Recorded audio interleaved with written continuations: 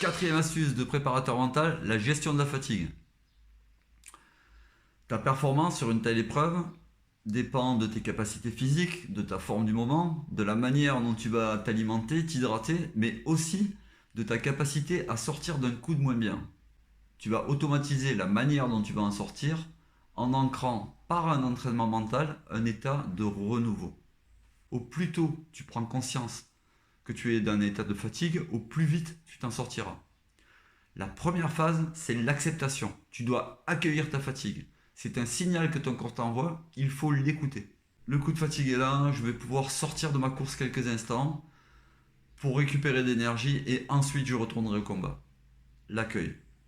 Tu vas stimuler simultanément 4 zones cérébrales.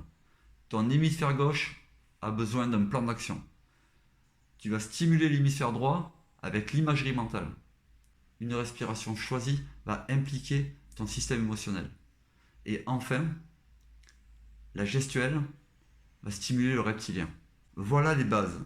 Maintenant, je vais te présenter ma manière de procéder, mais elle est personnelle.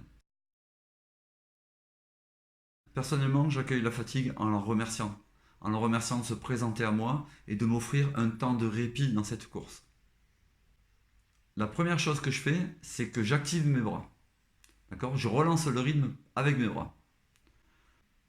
Ensuite, je cale ma respiration sur le rythme de mes bras. Par exemple, chaque fois que mon bras gauche va passer devant, je vais inspirer, comme ça.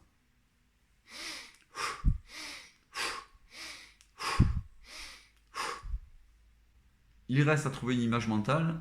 Personnellement, étant visuel, ce que j'aime bien, c'est inspirer du bleu par le cœur et expirer du noir par l'estomac. Donc dans cet exercice, j'ai impliqué mon hémisphère gauche, j'ai un plan, j'ai mon image visuelle avec les couleurs de ma respiration.